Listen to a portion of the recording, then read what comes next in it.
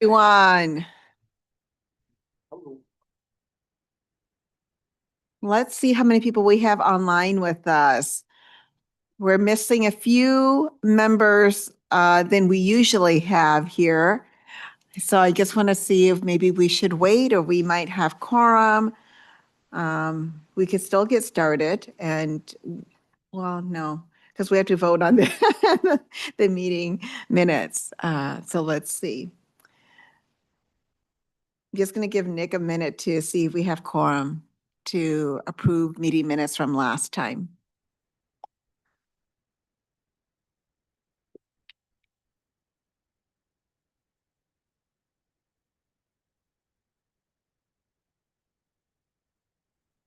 We do not.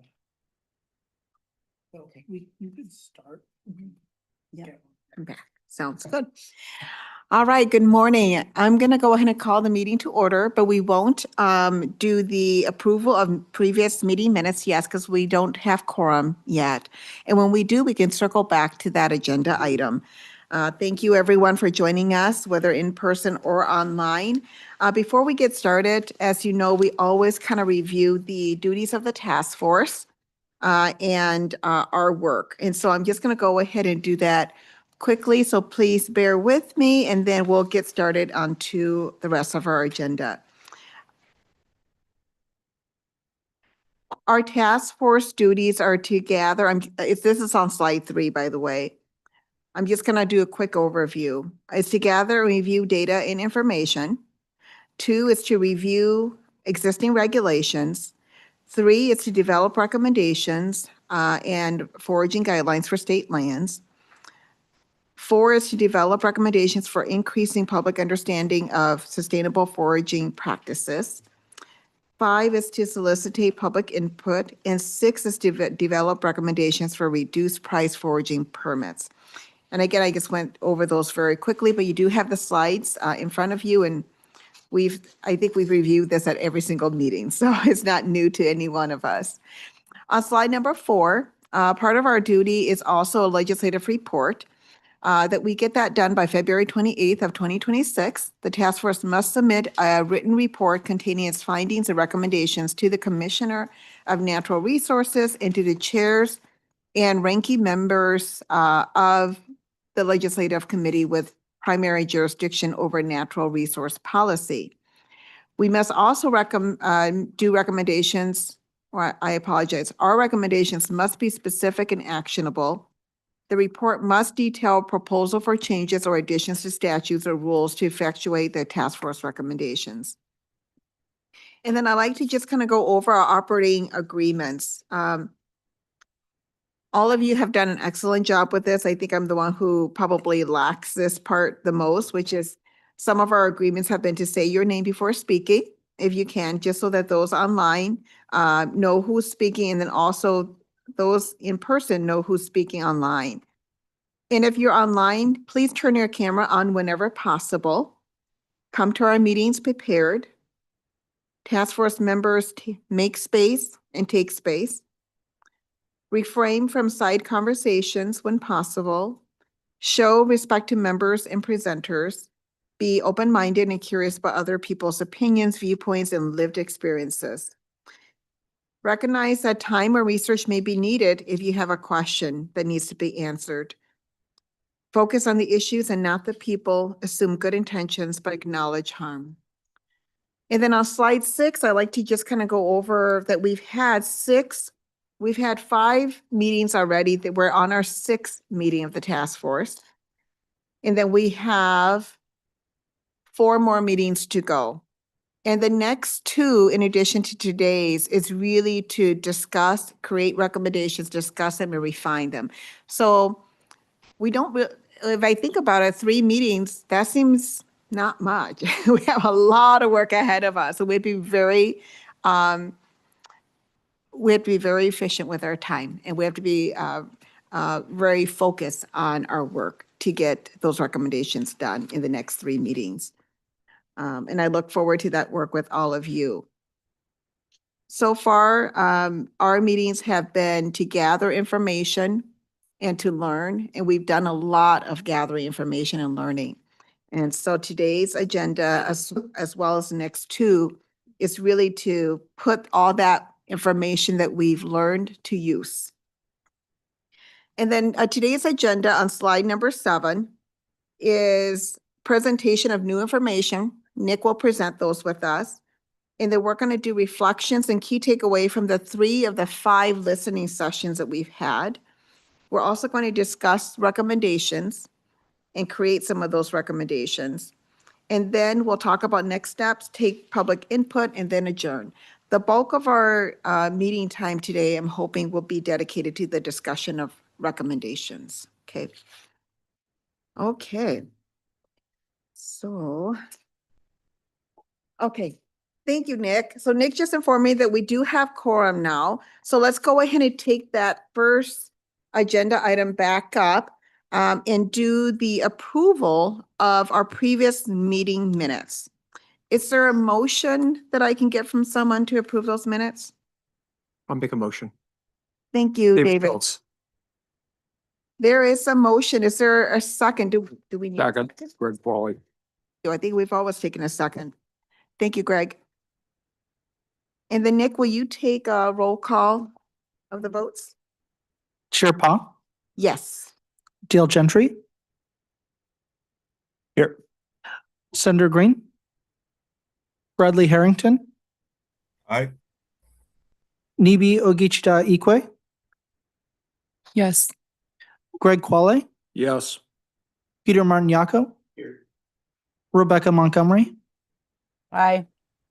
Ingrid Schneider, Yes. David Schultz, Yes. Luke Skinner, Yes. Gary Wyatt. Yes. Thank you. Let's see how many yeses we have. 12. Okay. 12 yeses and 0 nays. So the motion is approved and passes. So before we do the presentation of new information from Nick, let's just go around and do introductions. If you want to go ahead and just say your name, your role, organization that you represent, that would be great. Let's go ahead and start on our right again. Starting with you, Dale. Thank you. Yes, thank you, Chairperson. Dale Gentry, Director of Conservation for Audubon Upper Mississippi River.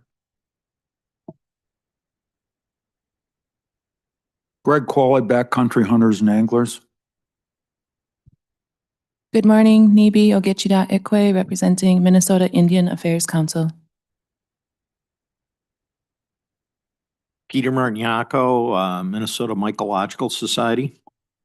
Steve Green, State Senator, District 2. Good morning, everyone. I'm Stephanie Heim. I'm Stephanie Klein's colleague from Management Analysis and Development. Chair Pa, Susan Pa represents Senate District 38. Nick Nero, LCC Research Analyst. Sure, David Schultz, Professor of Political Science, Hamline University, representing Minnesota Foraging Alliance. And if I could take a second, I told everybody I made brownies for today. So if you would like to go over whatever process it is for going over, I'll let you make that decision there. Thank you. Thank you, David. And don't let us stop you from getting brownies. So go up anytime. David, is it foraging brownies? Is it from foraging? Unfortunately, no. I mean, had I had more time, I was actually going to make something with mushrooms instead. I love it. I make a killer chanterelle mushroom barley soup. Maybe at a future point, we'll do that. Yeah. Right. Thank you. Thank you. Gary Wyatt, University of Minnesota Extension educator in forestry. Good morning, Luke Skinner, Three Rivers Park District. And if I can get the members online.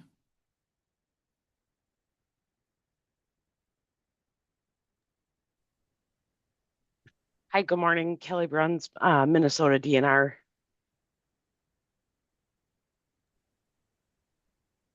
Ingrid Schneider, Professor, University of Minnesota, Department of Forest Resources.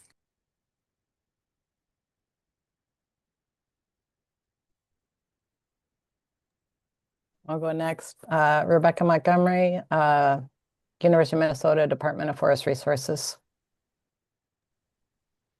Bradley Harrington, Director of Tribal Relations, Minnesota Department of Natural Resources. And Jennifer Hawkins joining as part of the Management Analysis and Development team. Wonderful. Thank you, everyone. We'll go ahead and move to our next agenda item, presentation of new information from Nick. Good morning, members.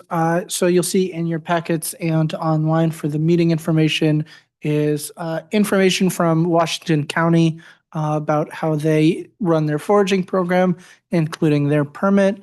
And then you'll also see information about Wisconsin DNR, which includes their invasive species list, their seed foraging permit, and then selection I've highlighted of Wisconsin statutes that particularly pertain to foraging. I'm happy to answer any questions here or later on in the meeting.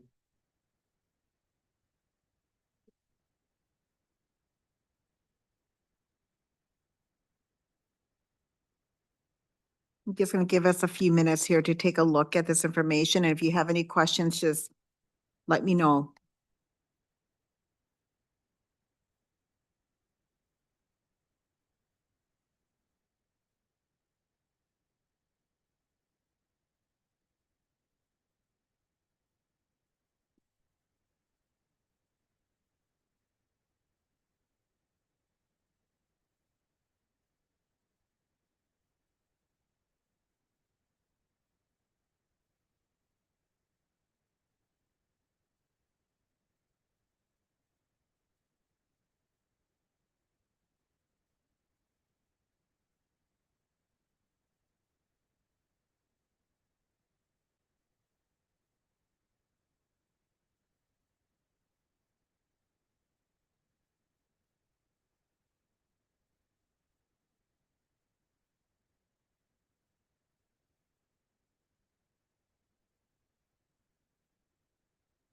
And Madam Chair, if I can also point out that we also have a memo from the DNR that answers some questions members have asked. So that is online and in members' packets as well.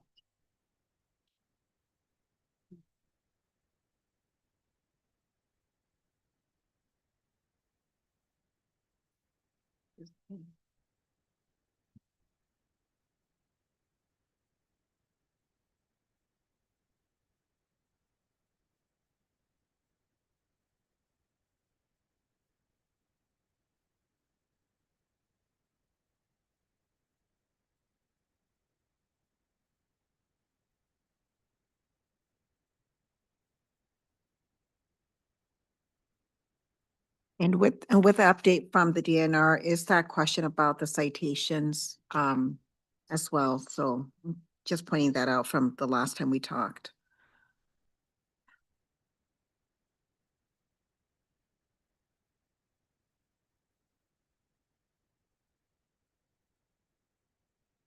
David. Hi, David Schultz. Just a quick conversation. First, I want to thank the DNR. This is really interesting here. And one of the things I think it really underscores as I was reading it through here, and I agree with them, is this concern about people digging up whole plants and stuff like that. And I think whatever we're thinking about doing in terms of our policy, I think we have to be clear about the fact that we can't, we have to make it clear that people can't dig up whole plants and stuff like that. But anyhow, I want to really just thank DNR, for what I thought was a really good sort of summary of stuff. Yes. Thank you.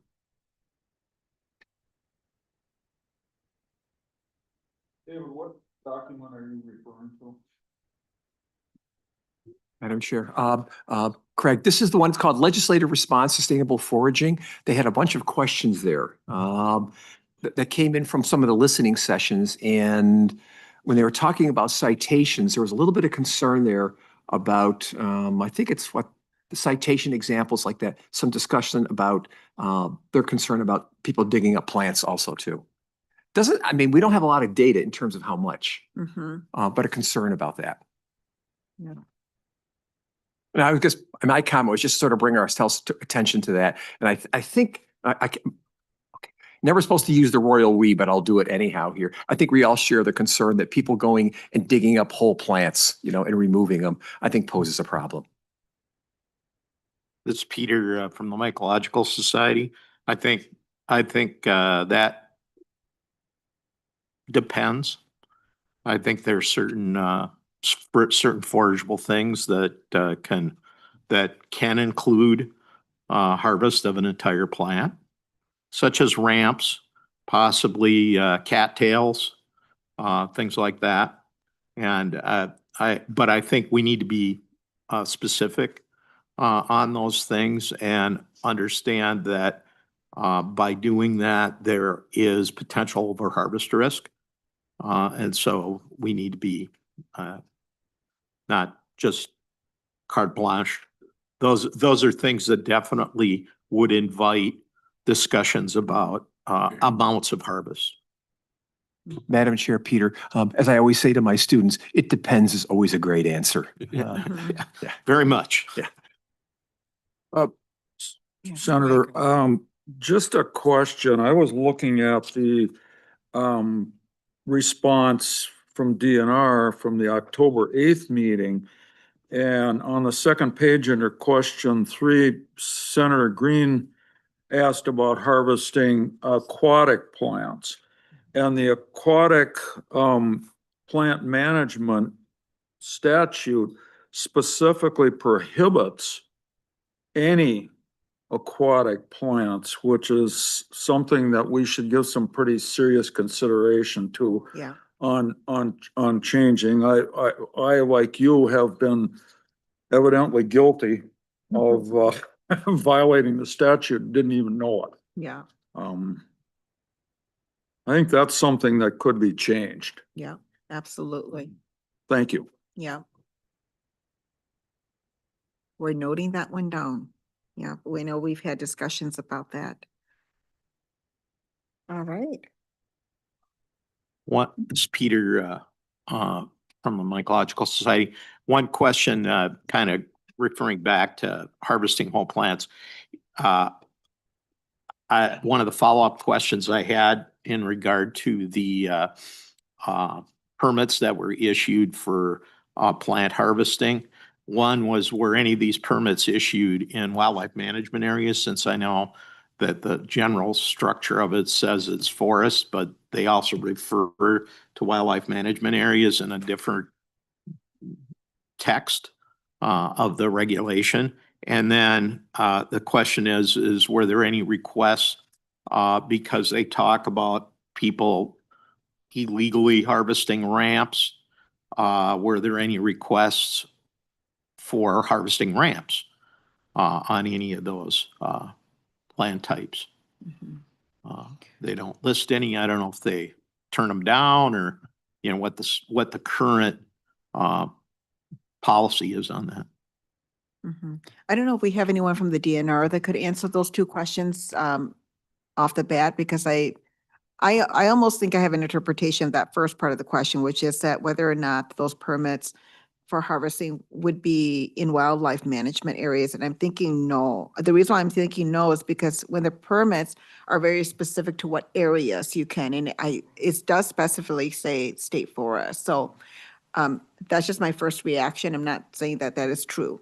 But if there's anyone from the DNR that may know the answer to those two questions, we could get those answered right away. If not, it could be a follow-up. Okay, John, go ahead. Oh, follow-up. Okay. Okay, so we'll do a follow-up to those two questions. Thank you, Peter. Go ahead, Gary. Yeah, Gary Wyatt, University of Minnesota Extension. I just noticed on the back of that one sheet that was handed out on the DNR sheet on the number of citations is just, and I didn't read obviously the citation examples, but the wildlife management areas, 219 citations, 405 warnings. That's just incredible to me compared to the other citations and warnings from state trails, state parks, and aquatic vegetation and so forth. But yeah, and it looks like down further, the offense, one of the offenses was destroy, disturb, or remove vegetation property, threatened, endangered plants, and so forth, or animals. Yeah, so that's certainly an interesting fact that I just wanted to bring up to the group. And to my understanding, and John, maybe you could speak, Mr. Waters, if you could speak a little bit more to these citations. My understanding is that these citations and warnings that's detailed here are not specifically to foraging. That majority of it is probably due to hunting, and they're they're cutting down trees and vegetation that's in the way. But I'm gonna have, John, if you could speak a little bit more specifically to these citations and warnings and give us a little bit more detail, that'd be great, and clarity. Thank you, Senator. John Waters, Government Relations Unit Supervisor with the Department of Natural Resources.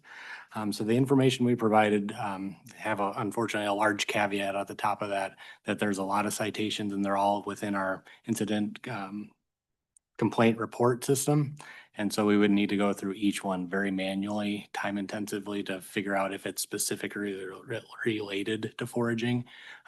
We use the statutes and the rules that are most often associated with foraging things. But like you said, a lot of these are like clearing shooting lanes, taking down trees to create a shooting lane on a WMA is also a violation. And it just falls under the same rules and statutes. So unfortunately, those citations and warnings aren't specific to foraging at this time. Yeah. Senator Green. Thank you, Madam Chair. Steve Green. So would you give us even a rough estimate of the percentage? Because I'm guessing that the percentage of the foraging citations would be almost nothing, pretty low. So do you have any kind of percentage that you might be able to give us on the amount that compared to the amount of citations you have? Thank you, Senator Green. No, again, I'd probably agree it's pretty low. And a lot of the reason for that is because we've seen so much lack of understanding and ambiguity in these rules that our conservation officers really take the approach of trying to educate people first before issuing a citation or a warning. So I would agree that if I had to put a number to it, it'd be a very low number that is getting a citation or a warning from foraging activities, but there are unique examples like the one provided on ramps in a WMA where people were arrested for the egregious behavior that they had. But that was, again, a clear indication that they were commercially selling, they were removing whole plants. It was a pretty easy example of what not to do foraging related. Thank you. David. I'm going to ask another unfair question now. Okay. As we're talking about foraging here, we've talked a couple of times about commercial harvesting, and I know commercial harvesting, is sort of beyond our purview here, but part of me is just curious now in terms of how many permits there are issued for commercial harvesting in our parks, et cetera, like that. And what I'm getting at here is how much is being harvested under commercial permit, whether it's pounds, however we're measuring it, versus what we're talking about for foraging. And the analogy I'm going to draw here is that why it's very good for all of us to conserve water, personally. Personally, how much water we conserve or we use in terms of households is about 1% of all, 2% of all the water used. The vast majority of it is commercial or something like that. So it's a totally unfair question. I'm not going to ask you here, but I don't know what the extent of the commercial harvesting and permitting process is here relative and what impact it has. And again, the chair can rule and say that's beyond our purview. I don't know, but I'm just sort of curious. Yeah. Thank you.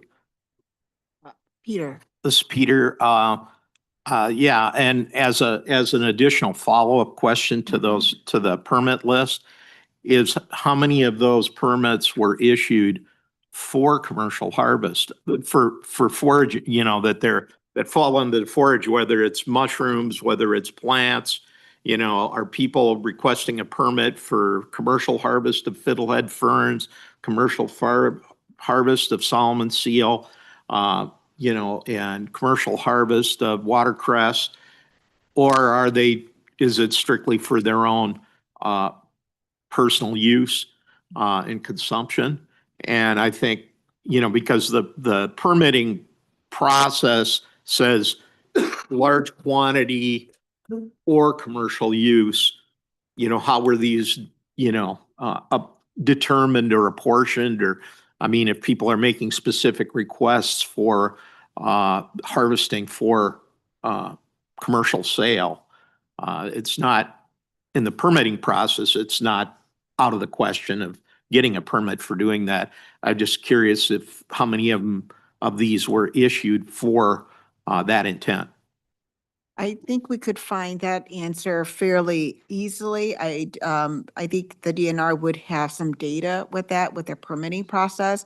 As far as the permit process, it's non-commercial permits, which is the bulk of it, it's all personal. So no commercial should be done within those permits. When regular people apply for a permit, it's all considered personal.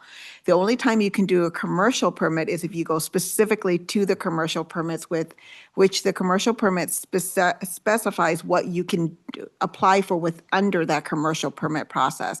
And I think the DNR has a list of things that you can apply for a commercial permit for, like ginseng, for an example, a wild rice. And then those they would have data on about who applied for how many number of licensing, how much is being harvested, they think. But I'm going to let John kind of answer more in detail about that. But that's my understanding about when I'm applying for a permit for fiddlehead fern or for a Solomon seal, it is on the premise that it is a personal use. There is no commercial with that. Thank you, Senator Pa. Yeah, you were correct. Almost all of our, excuse me, all of our permits are for foraging are for personal use. There's not an exception for commercial use that I'm aware of in any of our statutes or for any of our land types. The exceptions being things that are specifically called out separately in statute, like wild rice. You can commercially sell wild rice, but you have a separate permit for that. We're talking, usually, this group has been talking about other things like our state forest, special use product permits. Those are for personal use. So. And John, would you have a list of, like, if you could provide the next time a list of all the products that could be commercially harvested or foraged? I would say harvested probably.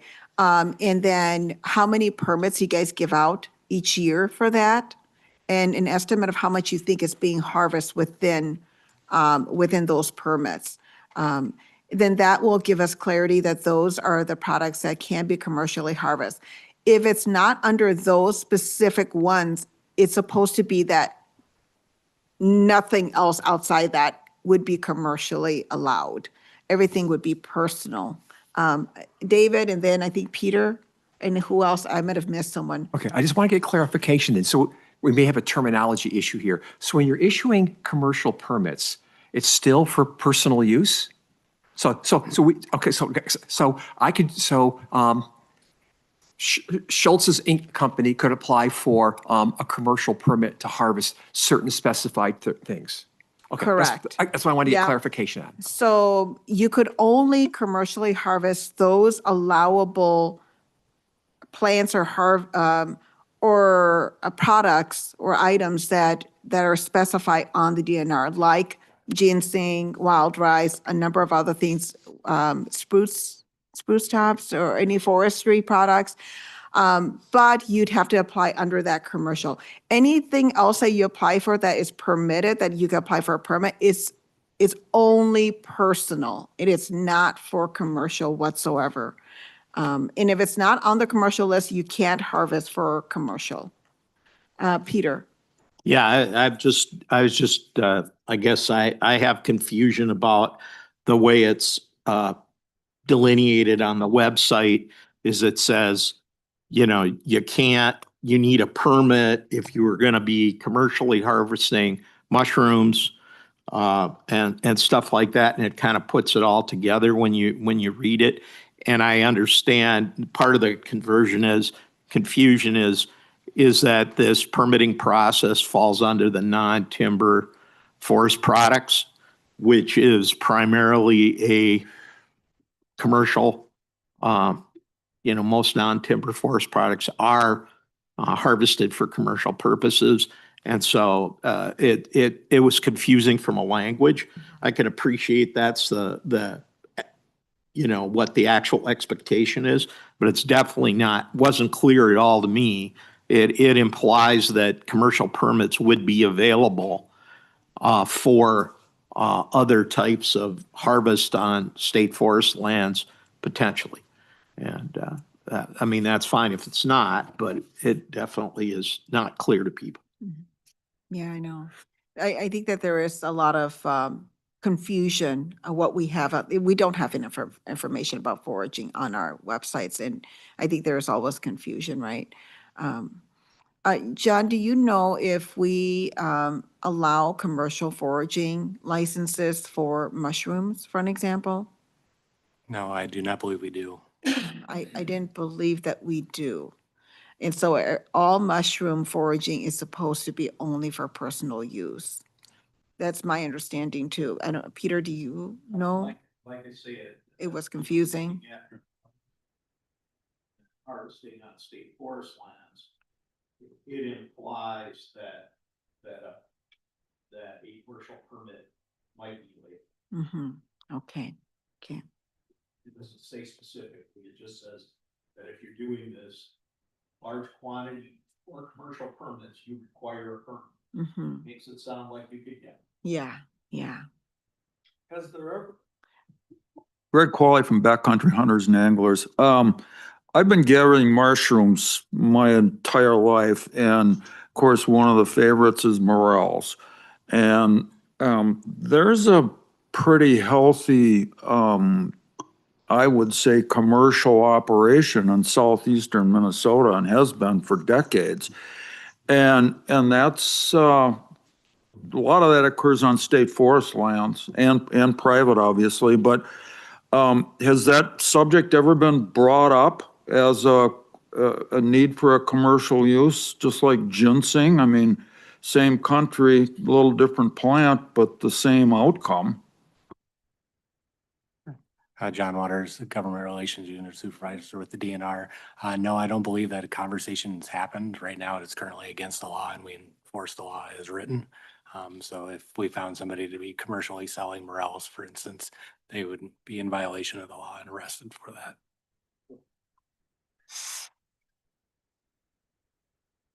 Okay.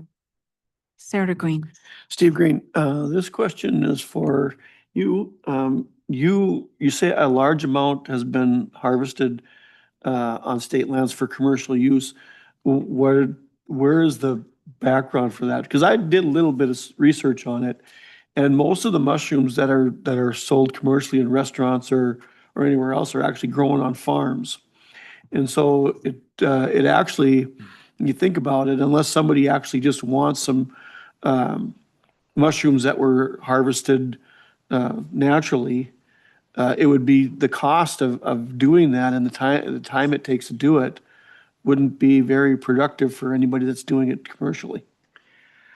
I may be out of date on this. I just know that in my past experience, there has been commercial harvests on state property, and they usually get sold to, kind of boutique restaurants, that type of thing.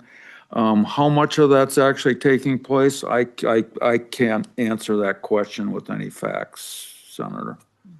Senator Green So and just a Peter. comment, then it'd be really, and I'll look into it myself, actually, a little looking into it, because if I or someone else, just a regular person, wants to go out and harvest mushrooms and make a couple dollars, that's not really going to be that damaging to the forest or the mushrooms for that, or any other thing for that matter. When we talk about commercial, the image in our mind is that someone's going out there with a piece of equipment and just gathering up all this stuff, and that's not what's happening. And so I want to be really careful, because I don't want to, I don't do it, but if I knew somebody that needed to make a few extra dollars and they wanted to sell to a local restaurant, I don't want to have to make them pay all kinds of money for a permit and jump through hoops when that might be part of their meager income already. And I'd like to see if there's any damage first. And I haven't heard of any that's really caused massive damage from foraging right now. And if that's the case, we're kind of spinning our wheels here. Greg Qualley here. Yeah, and that's why I kind of pointed that to DNR. If there had been an issue, I don't think there has been. Just the fact that it does exist and maybe underground, more or less. Peter. I can provide a little bit of context because of my familiarity with kind of the whole systems. Historically, in, for instance, southeast Minnesota, there was a fair number of morels that were harvested sold to local buyers, which still exist in southeastern Minnesota.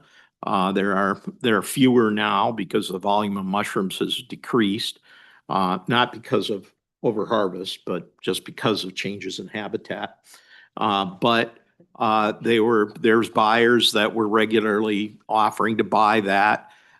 Those buyers then sold wholesale, and natural morels are something that is not growable or has not historically been growable. And so there was a commercial market for them and still is. But I would absolutely agree with Senator Green that there's really a question to ask about impacts and stuff, because needless to say, that harvest of mushrooms is relatively small. And it's not the kind of thing, I mean, that people are going to make a business out of. And that goes for generally all mushroom hunting in Minnesota from a commercial scale, is that it isn't a viable business model because it has no consistency from year to year. You can collect some mushrooms, you might find buyers for them. That's a whole nother problem. Most restaurants will not purchase mushrooms from somebody who knocks on the back door. You have to have a relationship with them, which takes sometimes years to develop. And so, in general, commercial mushroom harvest is it's not a business. People may think they can make it a business, but they don't understand themselves. They just come across a big pile of mushrooms in the woods and go, "Oh my gosh, I'm rich." Doesn't work that way, and they quickly find that out in a year or two at most, that this is not any kind of a sustainable, practice from a business standpoint. And so I would argue that commercial harvest of mushrooms in Minnesota, while not something I would encourage, is not really shown to be on state forest land. I'd be much more concerned about issues on other public lands where we're looking at distributing the resource, because this land belongs to all Minnesotans, and people should be able to share. Yeah. And it's one of the things that people do get upset about sometimes in certain places, where they come to a place where they found mushrooms before, and they get there and somebody's picked them all, and they get a little cranky about that. Thank you, Peter. I've got Kelly online. Kelly. Kelly Bruns, Minnesota DNR. The bonus of being remote today is I was able to quick pull up a link on the DNR's website. I just wanted to circle back on the question about needing a permit in state forest specifically. You do need a permit if you are collecting a large amount of berries, mushrooms, or dead fuel wood for personal use or sale. So there is a requirement for a permit for large amounts, even if it's personal use or sale, for those berries, mushrooms, or dead fuel wood. And then Peter, I might just mention in my past life, when I did work enforcement with Wisconsin DNR for many years, well, it may not have been, like you mentioned, a lucrative business for commercial foraging for mushrooms. It still was a business for many people that I encountered and educated in the woods. And there are at times certain species of mushrooms, I'm sure that you're aware of as well, that likely will not have a problem regenerating. But there are some mushrooms that do have symbiotic relationships with trees, tree roots, different species. And so sometimes I think there's this mindset that it will be a lucrative business, right? So We have a lot of people who do not have the education or the experience, and they are out there trying to commercially harvest. And it can be challenging, like you mentioned. It is specific to relationships with, it's really more localized, smaller local businesses, restaurants. But it does occur, and it does occur on the landscape. And I've been engaged in a lot of conversations with people in the woods. We've worked through a variety of examples in my past life, so I wouldn't say that it's significantly impactful, but it does occur definitely on the landscape. So thank you. Thank you, Kelly. I've got one question for you, Kelly. When you say large amount for personal use or sale, I guess that's where exactly to Peter's point is that it's very confusing. Yes. When it says for sale, but it's not necessarily categorized under commercial permits. And so do you guys have in your application a box in which people can check to say, yep, I'm asking for this permit because I'm going to be harvesting for personal use in large quantities, or I'm going to be harvesting for sale large quantities, so that you could distinguish between which one it is. By any chance, do you have that data? Do you collect that data? Well, I would defer to Matt or John, who work with the forestry permits more than I do. If John isn't aware, we could definitely find that out. John? Yeah, so I believe, unfortunately, the website is a bit confusing on this point. It's the dead fuel wood that's for sale, not the large quantities of berries, mushrooms, and plants. So Okay. it's all covered under the same permit, which again creates some of that confusion. But the sale provision is for the dead fuel wood and not for the forage materials. So I do not believe we allow any commercial sale or commercial use of any of our plants, Okay. pursuant to the law.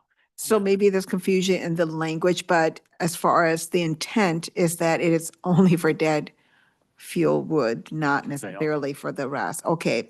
And how much is that permit fee? I believe it's $25. $25. Okay. Okay. David, and then Greg, and then Senator Green. Madam Chair, Kelly, maybe you can answer the question here also too here. How large is large? I thought that you were going to ask here is because, so I go out, let's say I forage 5 pounds or 10 pounds of mushrooms, for my own personal use. Is 5 or 10 pounds considered to be large at that point? And I think as we're eventually trying to sort of figure out what our rules are supposed to say here, I think we need clarity on that because I don't know if I go, is it completely discretionary for an agent? I don't know. I'm just curious. Do we have any kind of definition of large? Yeah. And so one part of our recommendation discussion today is going to be personal use. And I think that when we get to that section, I think we could definitely have that more in-depth discussion and debate. David, thank you. And then Greg, and then Senator Green. Madam Chair and David, I'm on the same track here, and I would ask that maybe Nick if you could go through this information and put together all the different verbs and subject matters pertaining to personal use, commercial use, what's a large amount, what's a small amount, because there's a lot of variability in this, and there's also a ton of variability in the different land types and what's allowed, and some of it doesn't make any sense. Literally doesn't. I mean, something that you would think would be regulated on a WMA is not, where it is, on a state forest or vice versa. So if we could put together that verbiage, I think it would be really, really good for us to get a grip on what's the proper term going forward here. And if the language needs to be changed statutorily, then we do that and we make it as uniform as possible across these land types. Yeah. Greg, I absolutely agree with you, and that's going to be part of our discussion work too. So you bring up something that let's get into detail as well today. In our discussion of our foraging recommendations, there are a few examples already of some terms, some verbs, and what those definitions currently is or should be, right? And so I agree with you, and then we'll add more things to that if we want. We can add more things, but I agree with you that has to be looked at. Senator Green. Thank you, Steve Green. It was the same question that was just asked, except for if testifier would give me an answer, just because obviously you have nothing on mushrooms or anything else besides firewood. That's what you're telling me as far as large amount. And so how do we justify what's a large amount depending on family size? I don't even know if we can. First of all, we got to see if there's a problem, and then if there's not a problem, let's not worry about it. But just for purposes of understanding, what do you consider a large amount of firewood? I mean, you're getting a permit, what is it, 10 cords is a large amount? Is it 1 cord a large amount? Well, how do you, because apparently there's no definition of a large amount. Is it discretion? Thanks, Senator Green. It's kind of in conversation with our area forestry managers when they receive these permits, how much is allowed, and the permit itself outlines how much can be harvested. So it is a bit discretionary. There isn't a definition of personal use or large amount and those kind of things. So it's in conversation with each area supervisor in our forestry department. But I can follow up and see if there's any consistency in how that's. Actually, that makes sense. You know, when you're issuing the permit, how much you need. And so I get that, that's understandable. But then going back to what we're talking about here with the foraging of whether it's mushrooms or berries, I'm still of the opinion that I don't even know if we need to go down this road until we start seeing people walking out with 5-gallon buckets of stuff. Because for instance, I've got, if I was a forager, I've got, or had when I was younger, 6 kids. My son has 8. They might need more if they're, and they do a lot of natural foods. So who is the state to say you can't take more than X, no matter how much you need? I think that I just think we need to start every time I see this conversation going, we will start to pull back and say we probably don't need to go down some of these roads. Then somebody has an idea and we're right back on the road again. So let's be careful there. Thank you. I'm going to go in and let Peter and David speak, but I do want to move us along just because a lot of our conversation is going to be coming up when we get into the recommendation discussion. But this is great. This is just laying down the groundwork of what we're going to be doing. Go ahead, Peter, and then David. Oh, okay. Peter. Quick, thanks. One, John, if I understand correctly, you're not allowed to collect any firewood in a state forest. Anine, can we get him to turn his microphone on, please? Oh, sorry about that. This is Peter. If I understand correctly, you're not allowed to collect any firewood on a state forest except to use in the state forest without a permit, which is different than foraging. Number one. I believe that's accurate. No. Oh, that's inaccurate. Okay, that was my understanding. Is you needed a permit if you were gonna take firewood of any quantity out of state forest. But I might be wrong about that. That's something that somebody shared with me at one point. And the other thing is I want to suggest that Senator Green, when you start seeing people carrying 5-gallon buckets out of the woods, this is not a lot when it comes to mushrooms. Just an example. I know, but people, I mean, we had testimony from during the hearings that people said, oh, we saw people coming out of the woods with 20 pounds. Well, that's not necessarily a lot, depending on the types of mushrooms that it is. And the situation. So, people who don't forage don't have much understanding of scale, and they don't fully appreciate that mushrooms are 95% water. Mm-hmm. Yeah. Judd, do you want to clarify on the wood piece? Yeah. So on the state forest permits, you need to have a permit if you're removing wood from any state land boundaries. So state forest, if you're cutting wood and removing it, you need a permit for that. We don't make any designation on where it needs to be used or anything like that. You need to follow invasive species law. Like if you're transporting from an area with known emerald ash borer, we would ask that you not remove it from the county, but those kind of things. I think it was more that you collect wood built. No, I think my understanding is that you can't even collect wood to build a fire. You cannot even use the wood that's there to build a fire. That's my understanding, but anyone from the DNR, please clarify, because if we are allowed to, that would change my whole camping experience. I would need a follow-up on that one, unfortunately. I believe you would need a permit, but if you're building a fire. Okay, Not at camp. okay, sounds good. There's limited bottom. Yeah. Yeah. Okay, so I'm gonna go ahead and move us along, but we had a lot of great conversation that will pertain to a lot of what we're gonna be working on when we go into the discussions for recommendations. Thank you, John. And so next, we're going to go into the reflections and key takeaways from the 3 of the 5 listening sessions we've had so far. I'm going to quickly kind of go over some of the things that we have heard from the listening session so far for the rest of the task force members.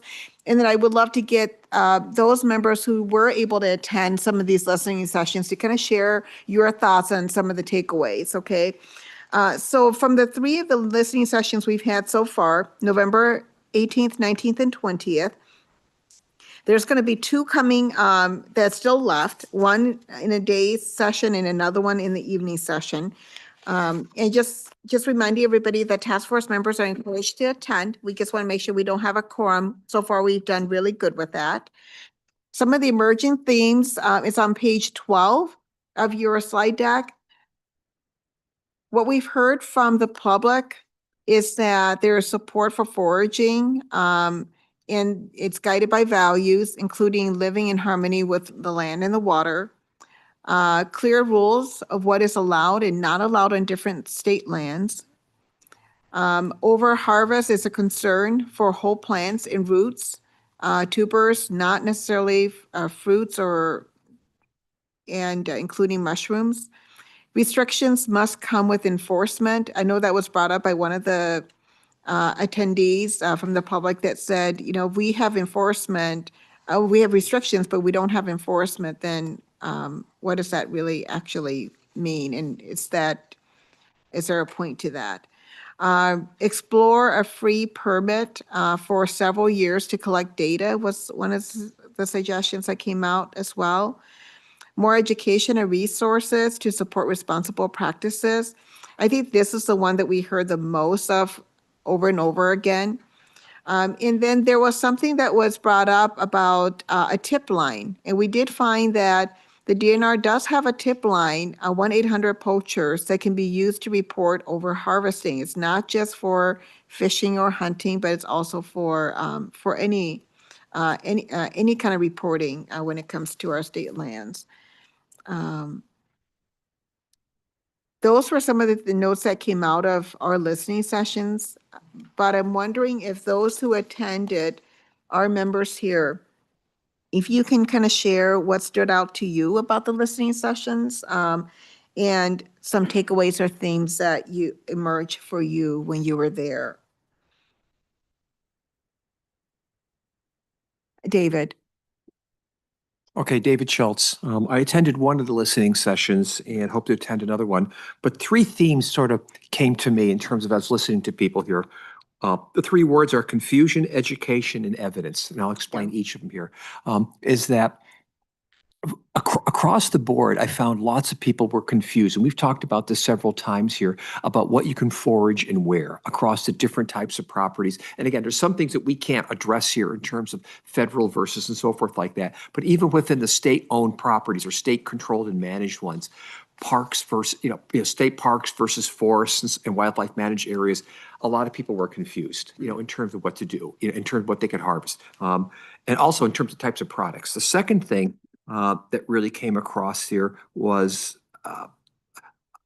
the education issue. I think you already underscored this here, is that I think everybody talked about the idea of saying that not only do we need more education so that we know, what can be harvested or not, but we ought to be using the foraging process as a way of educating the public? And can we bring groups in to help teach people or train people what's acceptable or not acceptable? And I guess with that, I would say a lot of the people were talking about saying they would like to be part of either educating or being educated. And then the third one is just really the evidence is that just jumped out at me. We don't have a lot of data on anything. And that just sort of really jumps out. And when we talked to several of the people, that also occurred too. So those are the three things that really jumped out to me in terms of as I was doing the listening. Yeah, I absolutely agree with you, David. Those three things really came, was apparent through those listening sessions. Anyone else? Maybe? Nibi Ogechida Ekwe. I guess the first thing I would like to say is I was grateful for the people that showed up to take the time out of their day. I know a lot of people would like to continuously participate, and they're happy that we're going to have the ability to have written comments. So if we could publicize that more, I think that would be beneficial, that people still are allowed to write into us. And then I also just wanted to emphasize the fact that I felt there was a lot of emotion. Even though some of them were online, I could feel the passion and the connection to wanting to have a better way of relating to the land and water in a very positive way. I liked the fact that it was pointed out how the state owns 4.2 million acres of forest land, 1.37 million acres of wildlife management areas, 235,000 acres of state parkland, and to remind us that that belongs to the people, that belongs to all of us. All of that land and water and all those beautiful plants out there are supposed to be gifts for the people. And for us to restrict them is not utilizing them to their best ability. I also wanted to emphasize that I heard a lot that we need funding for education on harvesting plants and medicines sustainably, teaching that harvesting only what you need, as we have the honorable duty to look out for our cultural resources being available for the next 7 generations. I also heard a lot about education on uplifting and respecting and honoring traditional ecological knowledge, TEK. Foraging for foods and medicines is our traditional way of life. Every plant has a meaningful purpose. We are all spiritually, emotionally, and physically connected to the land and water, that these are all valuable gifts.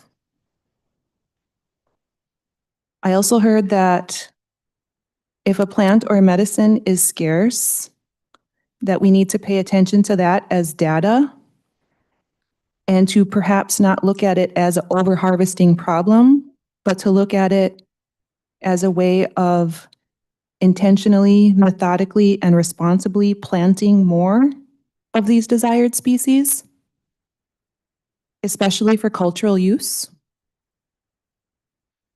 I also heard that including food forests and food sovereignty is an important value and should be included as a value in our state forest management, planning, and policy.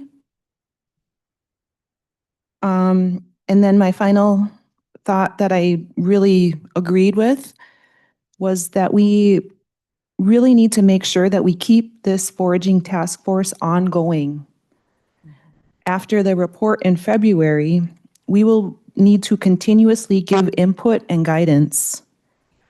This is so that the DNR or state does not have the authority to move forward on policy or laws without us all being included and involved with this very important decision-making that affects all of us and the next 7 generations. Overall, I was very grateful and pleased with the good energy that was brought to the table.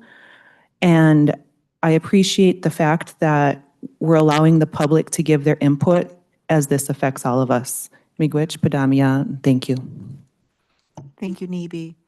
I agree with you that the people that did show up were really passionate, and I think concerned too that any restrictions that we may put would really impact their way of life now, and how they would foresee access to our state lands in the future. And so that was something that was clear that came about, was some of these are a way of life for people. And so for us to be mindful of that as we're making policy as well. Anything else? Peter? This is Peter, just briefly. Nibby brings up a very good point about the value of these resources on our public lands. Their spiritual value, their the value and passion and lifestyle. But I know that it is often overlooked that they also have value to our citizens from a potentially monetized standpoint as well. Is that I recently read the wildfires in northern Saskatchewan destroyed a area that has been harvested commercially for chanterelles for many years, and the wildfires destroyed that. They estimate that this will cost the local communities $1 million a year in income, and it'll take 30 years for it to begin to recover. So an estimated loss of $30 million. And I can assure you that one of the challenges and the value of that product in northern Saskatchewan is because of its remoteness. It is not nearly as valuable as if it were in St. Cloud, for instance. So we have stuff that, while I'm not supporting that we monetize it. I want to suggest that our land managers, from a recreation, from a food sovereignty, for all kinds of reasons, that this has actual value beyond the very important spiritual and passion part of it that isn't acknowledged ever. Thank you. Thank you, Peter.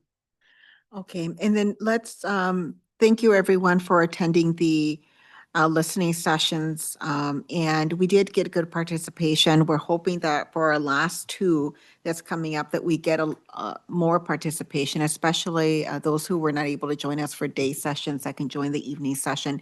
Please help us advertise it among your networks and on any public social media pages that you may be a part of. I know I've done that. I'm hoping that we get more people, although we encourage the same people to attend multiple sessions as well if they would like.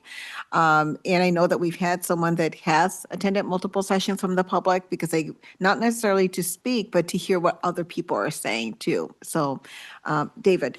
Yeah, one other thing I was going to note here is that in the few people who did show up, to participate, and I looked at some of the, again, I attended one, but listened to some of the others in terms of, we didn't really get anybody coming out and saying, this is a problem. Yep.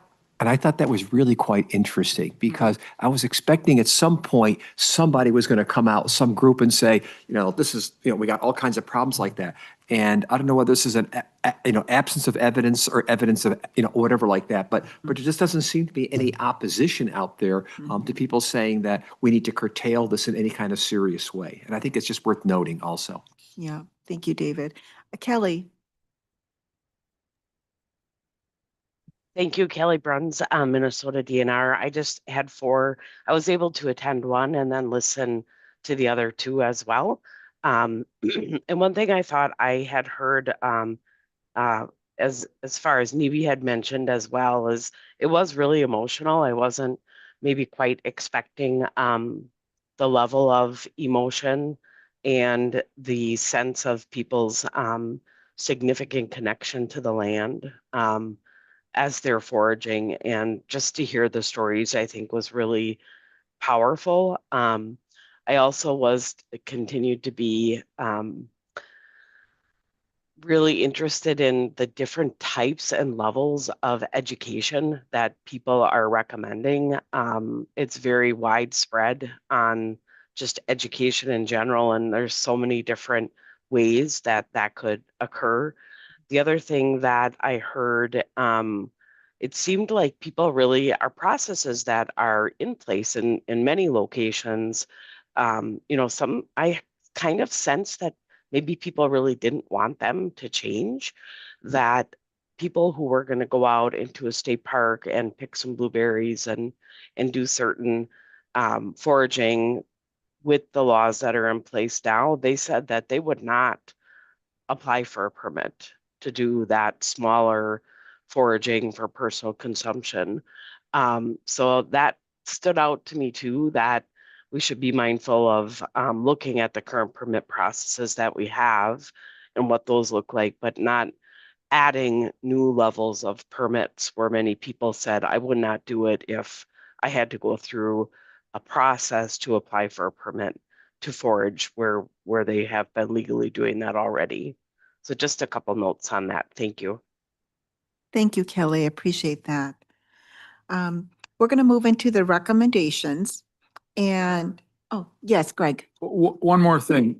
Have we registered the ownership of these comments from the listening session? I mean, who was the person? Did they represent some organization or interest? Is that information available?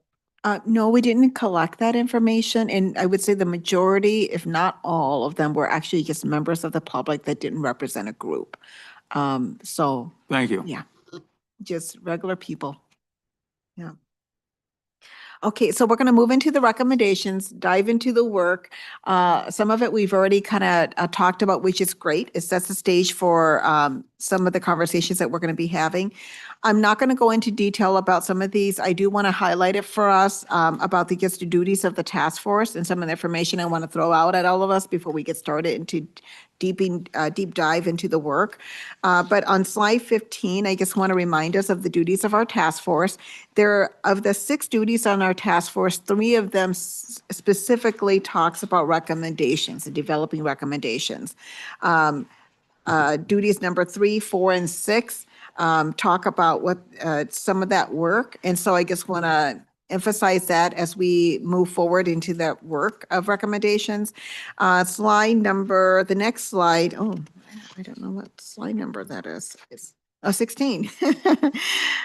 Slide number 16, 16, 17, 18, and 19 are some of the information that we drew out of the interviews that staff had with many of us task force members in the beginning of our task force to talk about what are some of our goals, some of things we like to see out of this task force in the work that we're doing here.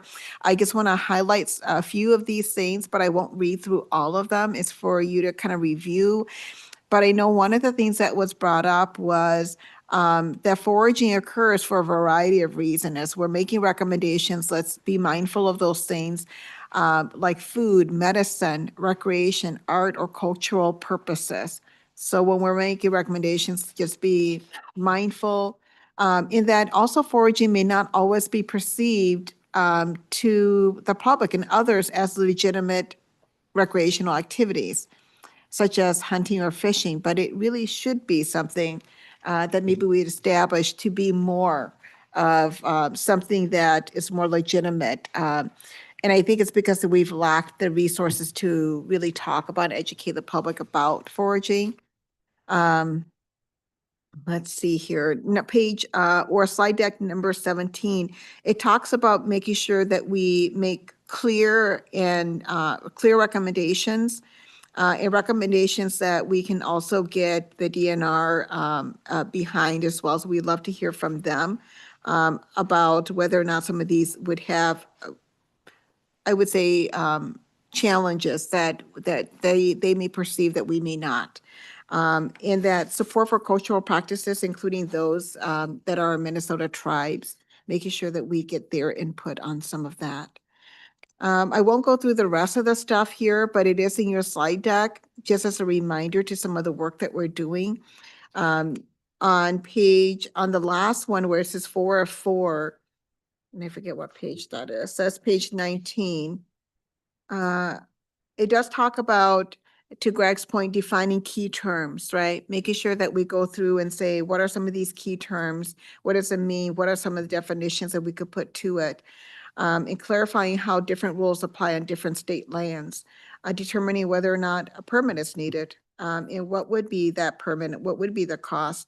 And to many of you have already spoken about certification or education programs. And so some of those work we'll be doing. I won't go through all of it here. And then I'd like to draw you to slide deck number 20 and the packet of information that staff was able to put together for us. Thank you so much for putting a lot of work into this. It's a packet that says recommendation categories, Minnesota Sustainable Foraging Task Force. It looks like this. I have a lot of my notes on there, but it is a 3-page packet. Those who are online, if you want to reference the recommendation categories document that was sent out, Steph was able to kind of pull some of the recommendations from, remember that big document that Stephanie shared with us last meeting that had all of our recommendations that we have kind of brought up, or ideas for recommendations we've brought up since the beginning of our task force. She's been kind of collecting all of that. And so Steph was able to put together some of that and categorize it for us so that we can have a robust discussion about these items. Not saying that these are the recommendations. I just want to make that clear. This is not saying that these are the recommendations. They're just put into categories so that we can have thoughtful discussion around them and kind of decide as a group which ones do we believe should stay and which ones do we want to remove or add. As we go through each of these. And what I would like to do is actually just go through each category one at a time so that we're very focused in our discussion on one particular category and try and get some kind of consensus to that before we move to the next. And we'll move through this document with as many categories as we can get through, and then whatever we don't finish, we'll bring back up the next meeting. There's quite a few items on here, but I'll just go over the categories with us. One is define personal use, determining when a foraging permit is needed, modifying the different rules that apply to state lands, so state forests, state parks, WMAs, SNAs, those kinds of things. Collecting data and research to improve understanding of foraging impacts. Foraging invasive species. We're going to talk about invasive species and transport of them.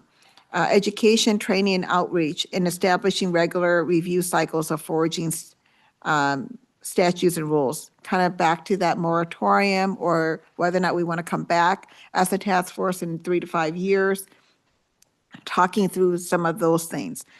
And so these are the things I'm hoping we can go through today. And why don't we just, any questions before we get started with our first category? Okay, anyone online?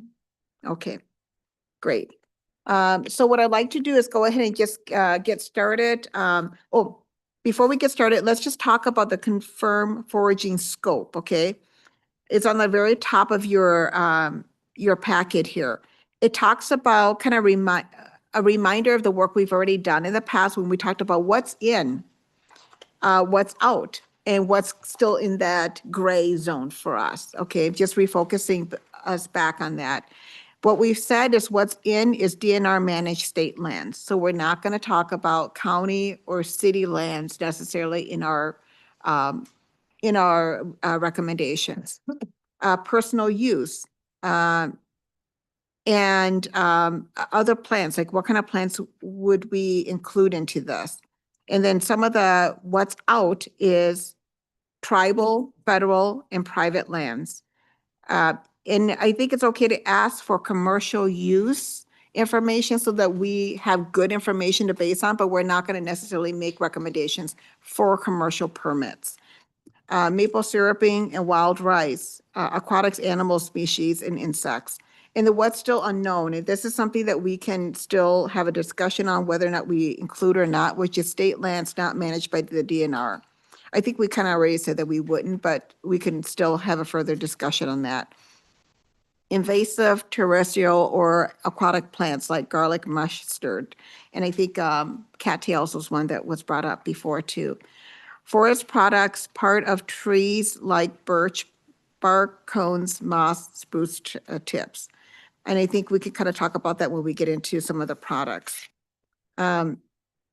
So why don't we go ahead and start with our personal use? The good thing is that we've already had some discussion around this topic. What I'd like to do is get recommendations from people. It doesn't have to be specific language, but we can get discussion and some ideas of what your thoughts are on personal use and what large quantities may mean in our current regulation when we say large quantities or personal use quantities. And then where we think we could make decisions, we're going to try and use FIST to 5 today. And if I think that there's any one of us can ask for a FIST to 5 if we think that there's a certain idea or recommendation, we'd like to get a sense of where everybody is at with that. We can try the FIST to 5 on any of those. And then staff will take notes so that anything that we do decide on or do have recommendations on, we'll have that for the next time we come back to this subject. Anything that we decide today is not an absolute. It is just discussion and recommendations to try and put something on the table. We will be doing refining work in our 3rd session, not the next one, but the one right after that. We'll be refining those recommendations. Okay, personal use. I'll open it up to task force members in person and online to give recommendations or your thoughts on personal use. Dale. Yeah, Dale Gentry with Audubon. In one of the handouts that's provided to us, it says, rather than specific quantity limits, adopt traditional ecological knowledge and practices. I very much like that idea. I think there's a lot of wisdom that comes from viewing the products of land as sort of we are part of it, it's part of us, honorable harvest. My question is if that's compatible with the other recommendation, which is that we enforce whatever policies we adopt. And is that an enforceable standard? Yeah. Yeah, good point.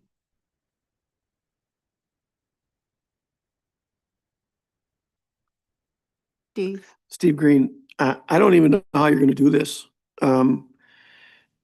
without putting all kinds of restrictions on this, because we just talked about who decides what personal use is.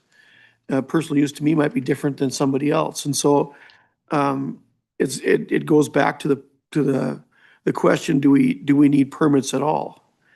If there's not abuse, if something's not being damaged. And how do you know if someone is selling a handful of mushrooms or whatever, or berries or whatever the case may be? I don't know how you're going to define this without going down a road where somebody's not going to be happy. Yeah. And we've already kind of determined that even with the testifiers that came to testify, there's not really a problem with what we've got now. Yeah. So I don't know where we're going to go with that.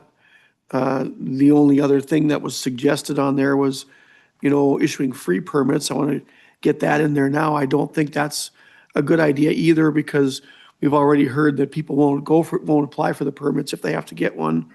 And I can guarantee you that if we require the DNR to issue a free permit, there will be expense with that, and they'll be coming for money for that as well. So I don't know what the definition of personal use would be. It's going to be it's almost on a case by case basis. How do you do that? Mm-hmm. Yeah, those are some good questions that we're hoping to solve here. Greg. Senator Greg Qualley, I think when bullet number 2 under personal use, we've got No profit motive, no compensation, and no economic or commercial gain. I mean, that's pretty definitive. Beyond that, I don't think it's appropriate to say that my personal use is any more important or impactful than Neeby's personal use. Whether I'm harvesting more than she is or less than she is or whatever, I don't think that's something that we should define.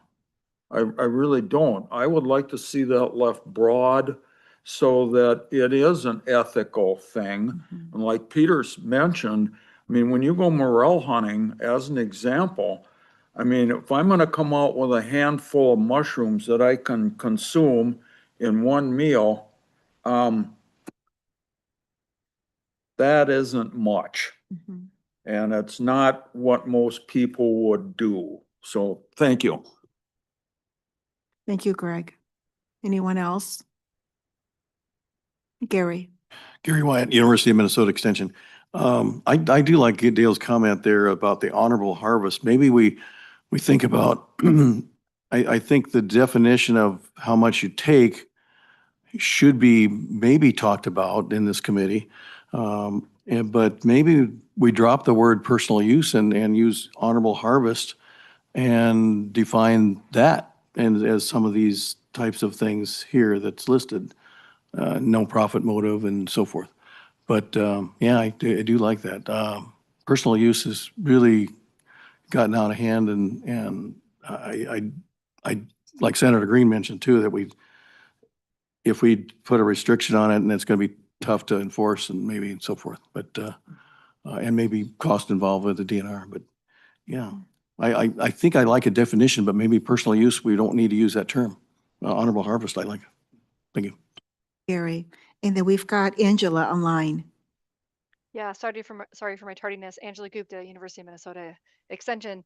And yeah, I was wondering about kind of combining those two things. I really like the senator's point that personal use has to some degree already been defined by the absence of profit.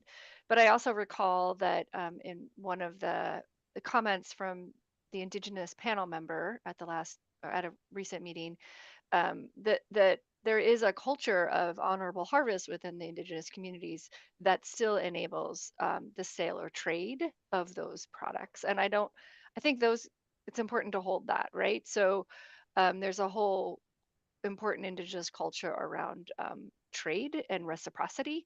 And so I wonder if we could combine it and say personal use or honorable harvest. It is still vague from an enforcement perspective. I recognize and own that, but I think I'm okay with vague.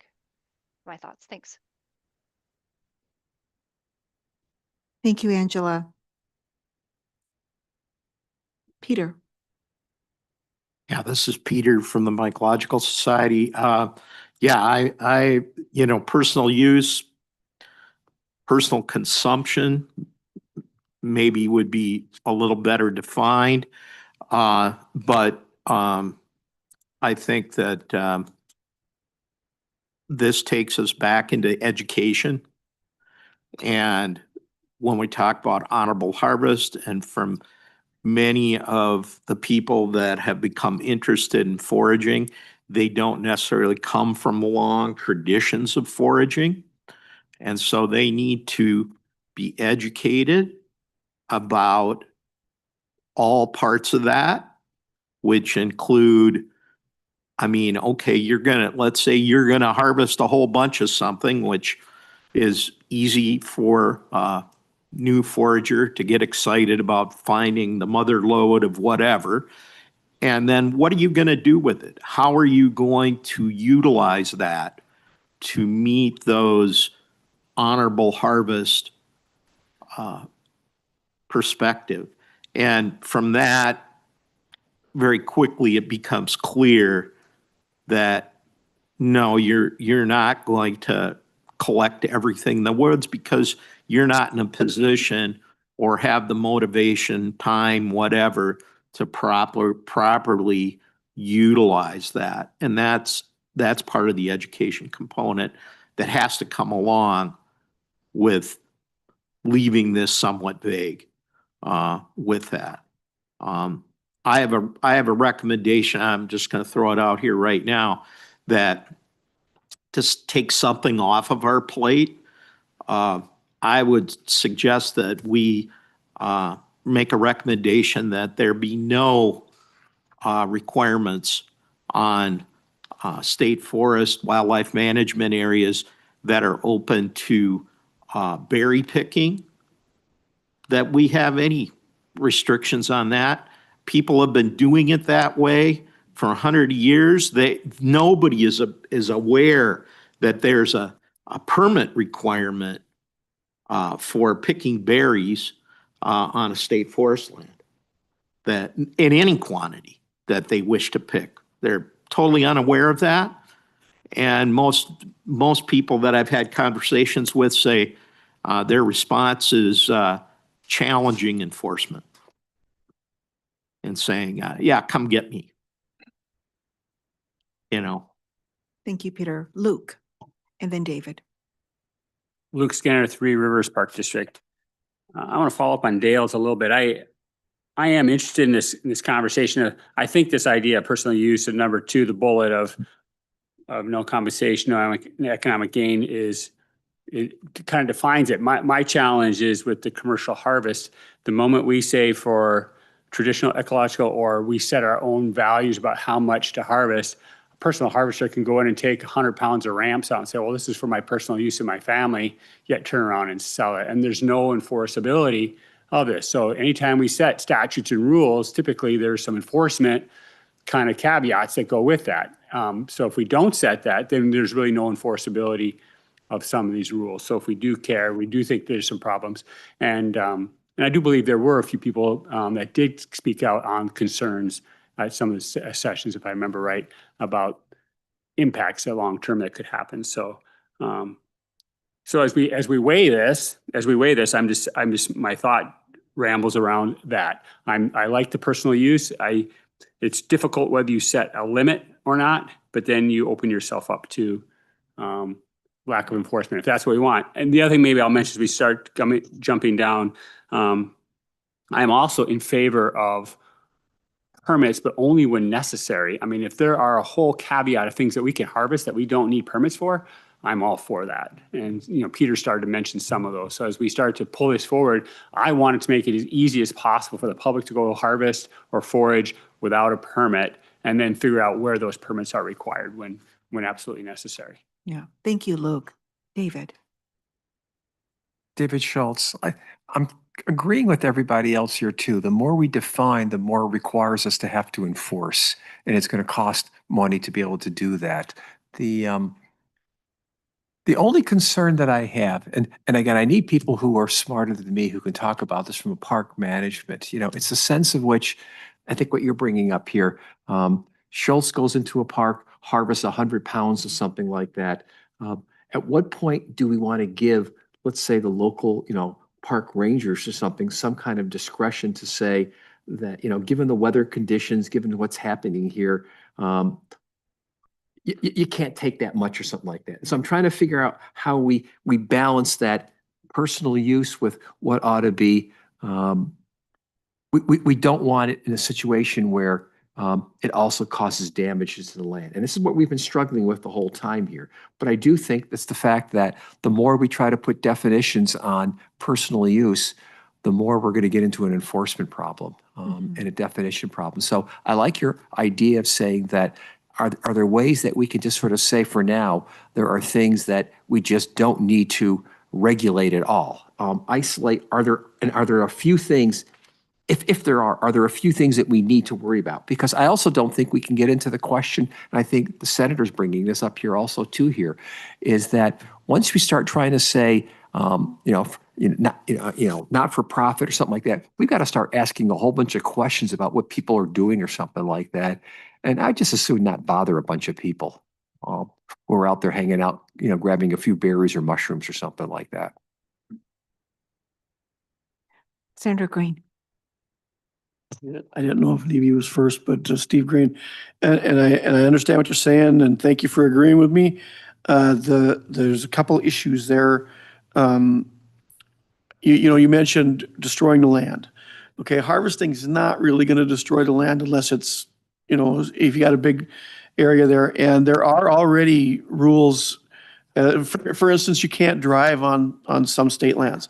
So you're not going to have people going out there with a truck loading up a bunch of stuff. So I still am of the same opinion that I was before. We don't want to get into the situation where we're here, so we think we have to do something. And let's not look for the solution, looking for the problem. And I've heard many times now, it doesn't seem to be a problem, doesn't seem to be a problem. I think this came about, if I'm not mistaken, was people were worried that the DNR was going to start permitting.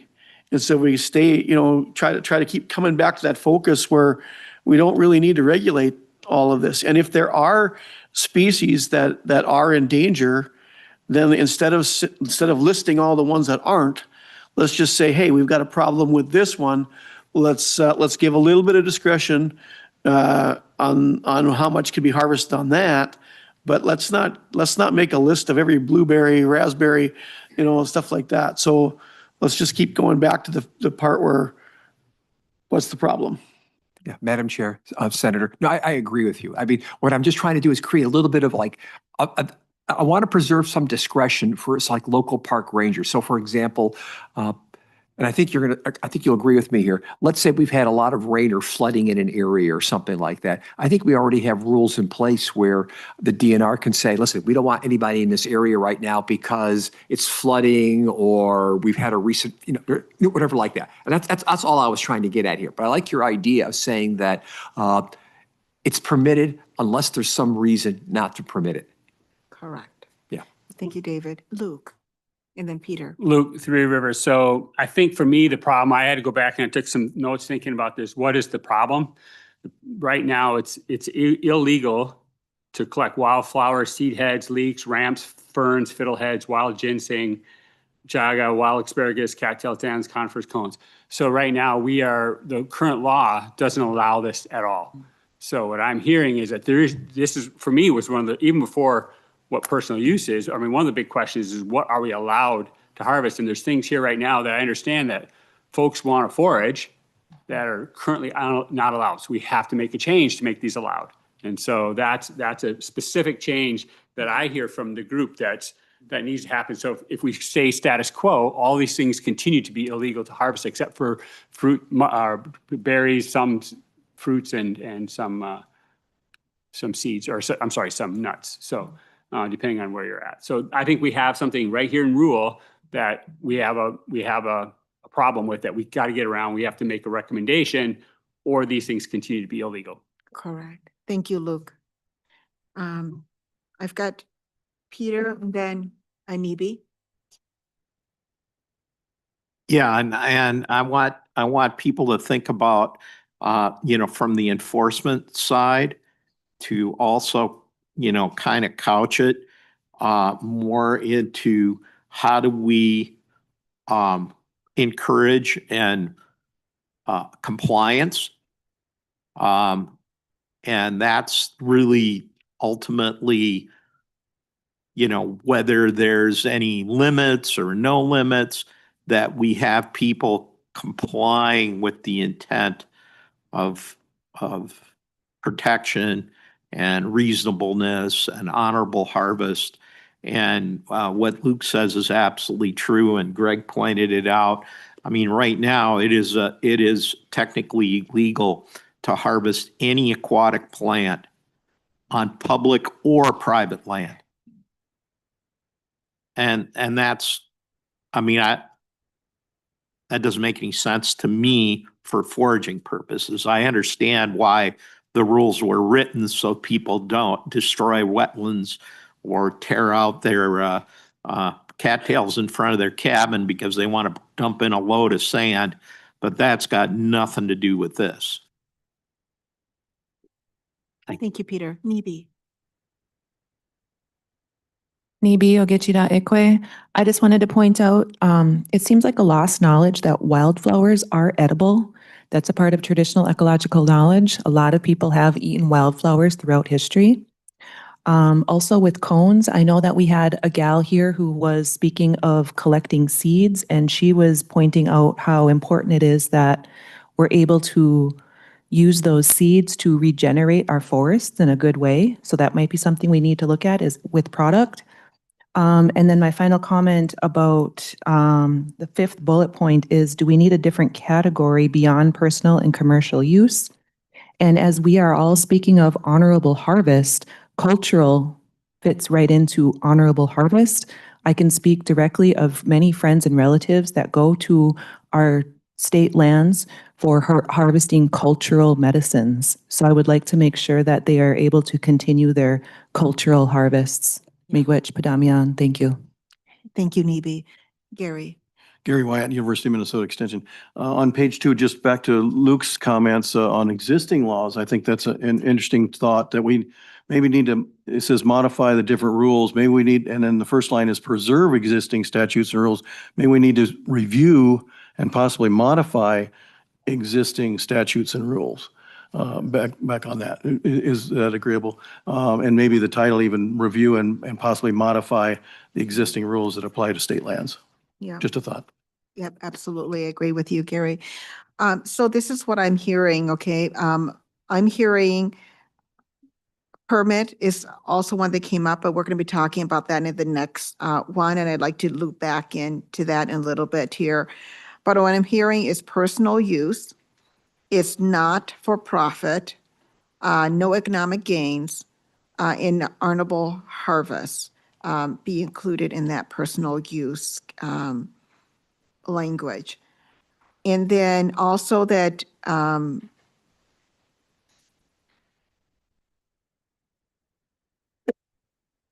that maybe we should reverse our approach when we talk about foraging to one that currently is now nothing is allowed except for these items, to the reverse of that, which is everything's allowed except for these items. And it's specific restrictions for plants where there's concern, then we would specify those. Kind of the reverse. I think we've seen that with fishing and hunting as well, that approach. And I think we could still use that same approach in this. And that would open up a more access and allow us to be able to do the enforcement pieces with something that was coming up as well. And I do hear that we do have to specify personal use, but I think the specification can be very broad. And so I've liked I think when we keep it broad, it is better. This is just my personal opinion, is that if we say personal use means there's not a profit motive to that, to me, I feel like that's that's very clear to the public and to anyone, but it keeps it broad enough where smaller families can forage smaller amounts, bigger families can forage bigger amounts, and those who are foraging but are also going to be gifting it or possibly trading it, it's still under that personal use, because they're not making a profit from it. When you trade it with someone, you're not making a profit from it. When you're gifting it, you're not making a profit from it. An honorable harvest to go with that. But I do agree with everyone that if we keep it, we can say personal use, but if we keep it broad, we're better off that way. And it's still very clear that it's not for commercial use or for profit. Greg, and then David. Chairman, I would like to see that third bullet under personal use stricken. Intent of use is non-business activity. And the reason I mention that is back in the day, I used to have a little natural food gig, Was it a business? Not really, but there are quite a few people out there that do that, and they harvest and forage public resources, and they use those as, let me put it this way, examples in their business of how to create this recipe or that recipe. that's very beneficial to everybody in the foraging community, in the wild foods industry, the whole bit. I just think that does not belong in there. Okay, I get what you're saying. You're using it for a business activity, but not necessarily selling it. Yes. Yeah, yeah. David. Yeah, David Schultz. I actually want to get this clarification because I'm not sure everybody agrees about the exclusion regarding profit motive or commercial use. I think we actually need to do a vote or something like that because we've had several people talk about saying, that yeah, maybe some people have the business, maybe it's not viable, maybe it is or not, or maybe some people sell a few mushrooms or something like that. And if we were simply to say no profit motive, Schultz goes out, harvests 5 pounds of mushrooms and sells them to somebody, we've just excluded that. So I think we need more clarification on that issue because I'm not sure we have consensus yet. Yeah. So when we talk about, okay, so I'm going to tie this into the permit because it does kind of go hand in hand. We're talking about whether it's a no permit or a permit for personal use only. What are we talking about? And would that necessarily also include the selling of this if it's a small business and it's not necessarily commercial foraging? Would that be allowed under personal use or allowed under even a separate permit? Maybe it's for a sale permit, but it's a smaller versus a huge commercial. Senator Green. Steve Green, Senator, you're going right back into the permit that we already kind of decided we didn't want. The issue with this is I don't even think we need to define the personal use. I know people may not agree with me, but there again, if I have someone who can't go out and forage and they say, hey, I'll give you X amount if you go out and get me some mushrooms or berries or whatever, we'll be making that illegal without a permit. We go back to the same thing we started with is nobody has brought up a real problem yet. And we're creating a solution to a problem that doesn't exist. So I'm going to continue to bring us back to this and go to what Mr. Skinner said as far as let's look at the regulations that we have right now. How many of those are erroneous and do we need to get rid of some of them? So my question to the group would be, if we don't define personal use, will there be a lot of confusion about how should we define what's allowable under foraging, whether it's for whatever term we use, so that there's clarity for people who are going out there foraging, how much can I get? All right, can I sell this? Can I not? How do we define that? Maybe we create a different term and not use personal use. I don't know what that is. But I'm saying if we don't define something, there's a whole lot of things that can fall into that. And so I kind of like some type of definition. It doesn't have to be personal use, but when they say you can forage, let's say, I'm just going to give an example, personal use with no permit. But personal use means there's no volume tied to that, but that it must be for no profit or no business activity. That to me is very clear. That means I can forage whatever I can consume for my own personal use, as long as it's not for profit, I'm good. I'm not saying that's a definition. I'm just saying I think that there has to be still some clarity within that, or else what definition or what do we create to replace that so that there's clarity and not confusion? I'll leave that to the task force to kind of discuss. Luke, and then Peter after Luke. Luke, Three Rivers. I agree with that statement. I think we do need to define who can harvest. I don't think we necessarily need a permit once you define that. If you can make it for personal use, and this idea of what needs to be regulated, as you mentioned before, Senator Bob, versus everything's out, every exclusionary versus everything's included except for. I still think that helps clarify tremendously. I think we're opening a huge Pandora's box if we say commercial. And originally on, if you look at what's out, we discussed at some of the early meetings and process that we said that commercial use is out. And I think we're opening up the door tremendously if we do that. So I am in support of a personal use, but still trying to figure out how do you do that with as little permitting or no permitting as possible, and only permit or regulate those that need to be regulated, or an activity that needs to be regulated. There's a lot of concerns about digging, for example. That might be something else.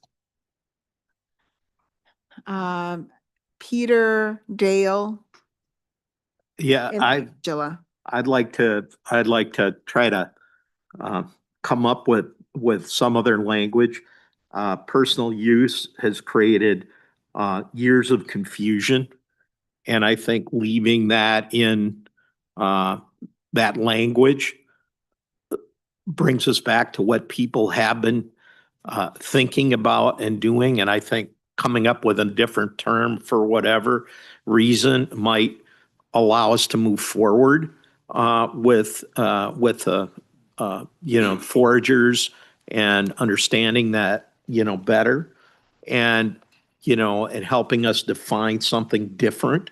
But I agree with, Senator Green that, and Luke, that, we need to look at what's not allowed right now and take a close look at that to create a broader opportunity for people. And also, I think we need to focus this specific discussion. I know people have been throwing the word parks around, and I think that we need to, at this juncture, focus on lands that aren't parks, that are state forest land, wildlife management areas, and stuff like that, that is already treated in a much more open sort of way. And because I think we start talking about parks, and you're looking at a not only a statutory difference, but also a truly utilization difference. And I'd like to keep those separate. That'd be my suggestion. Thank you. Thank you, Peter. And then I've got Dale, Angela. Yeah, Dale Gentry with Audubon. I think I like where we're going. I really agree with Luke's comments. I think we do need a definition. Sorry, I'm going to try and clarify everything I agree with before I make my statements. It does seem like there's not really a problem, and so maybe we don't need more policy, but we also don't have a problem under a fairly restrictive policy, right, that currently exists, right? And so if we talk about removing that policy and basically saying you can do almost whatever you want as long as there's no profit motive, and with the exception of maybe a few specific species, things are going to change. And I agree with you, Senator Green, that like if we can get away without a permit, that's great. But what I want is I still want more information, right? That the point David made about like we just don't have clarity, and no disrespect to Nick and all the great work you've done, but like I just have not found in all those publications like good clarity about like this is the impact that foraging in different circumstances has on wildlife, on land, on water. So if we can find a way to open up the policy, remove the restrictions, maybe do it without a permit, but still find a way to collect some information about how this new policy is going to impact the lands. And I'm going to cheat off my neighbor. I didn't learn this in high school, but I see on one of his notes, he said LCCMR opportunity, right? Like, can we come up with someone to collect that information, do some sort of study so that we can get some information, we can have better informed decisions 5 or 10 years down the road in case this comes back up and we say, all right, we changed this policy, we opened things up. In response to that, things really took off, and now we do have some examples of impacts that we're concerned with. Maybe we need to revisit that or undo some of the changes we made. I still think we just really need some data and information about the impact that foraging has on water, land, and wildlife. Yeah, I hope that thank all you, makes Dale. sense. And I agree with you that there has to be, I think we've all kind of talked about that there has to be a data collection and research piece that is tied to all of this work and recommendation. And to Greg's notes about the LCCMR, we did talk with Rep. Scarba and the DNR about possibly trying to do some funding through that program, through the DNR, for some of the work that needs to get done, in maybe collection of some of that data. David? Yeah, Madam Chair, I have an idea here also in terms of it. If I want to operate a business in the state of Minnesota, I have to get I have to register to do business with the Secretary of State. And I just wonder if maybe Nick could do this like for next time here. Do we have any definitions in the law that already define things like commercial activity or situations when we actually have to register as a business? Because instead of defining personal use, can we go to the flip side and say, at what point are we talking about something being a commercial activity that would, or a business? I'm just trying to think of, do we have language there that then kicks in the requirement that we have to register as a business? Because I think what we're trying to get at here also is that I don't want Schultz's Inc. going out. I don't want Schultz's Inc. going out into the park, and harvesting stuff. But I don't think we want to prevent Schultz, again, at least that's what I'm sensing here, Schultz from going out, gathering a few mushrooms and maybe selling them to some friends or something like that. So I'm just wondering if we have some already existing language in the law, instead of us having to reinvent it. I hate to use the phrase reinventing the wheel, but can we draw upon existing law to help us out here? And I don't know what the answer is to that question here. David, I really like that idea, actually. I think that's a good distinction. Maybe that could be the distinction, is when it's a registered commercial business or a business entity, versus someone who's just doing some personal sale.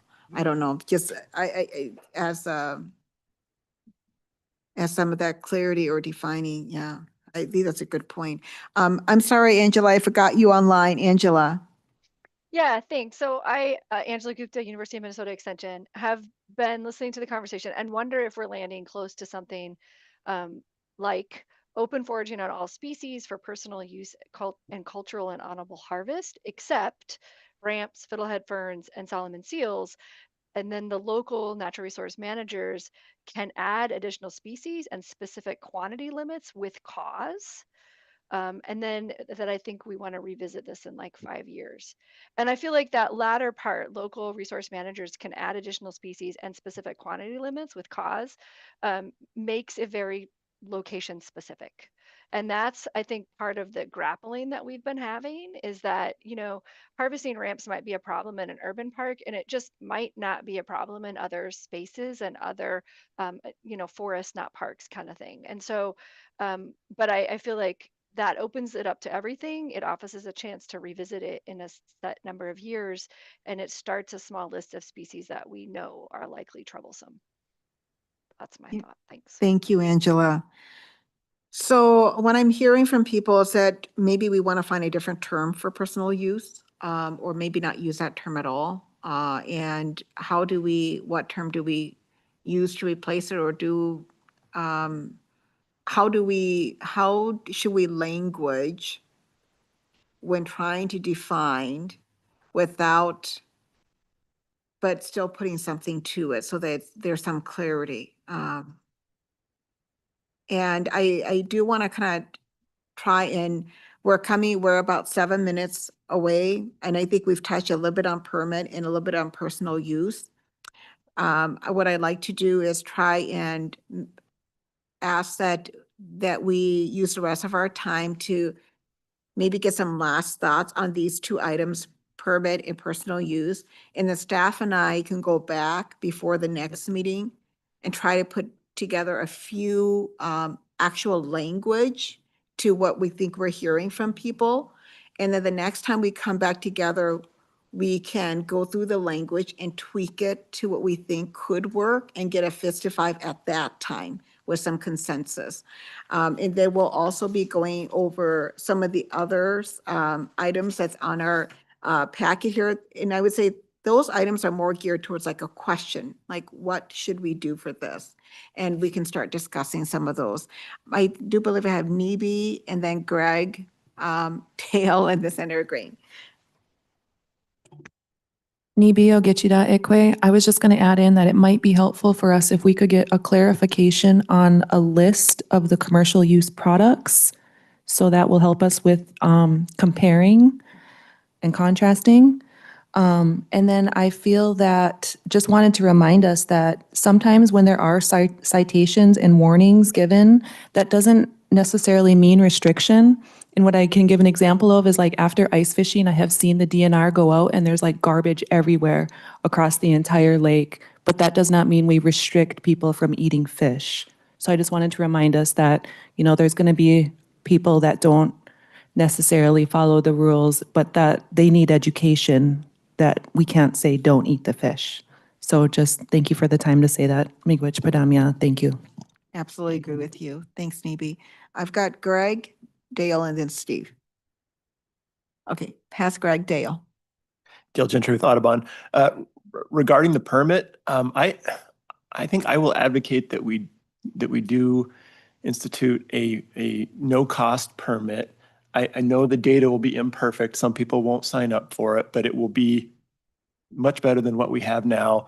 And I think this idea of requiring a permit at no cost conveys the message that what you're doing, foraging, is something we want you to do, but we also want you to be aware that it's, you know, that it has impacts and that we're interested in those impacts on the land.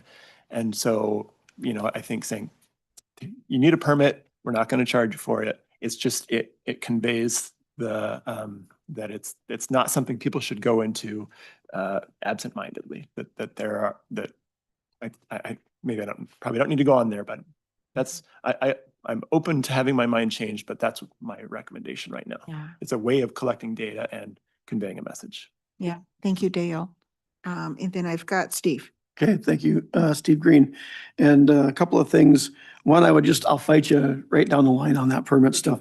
But so know that going in. And I'll touch on something Angela said. She had a good idea, except for that allowing the DNR to change the rules in midstream. If they need to change anything, if there's a problem, then come back to the legislature. That's what we're here for.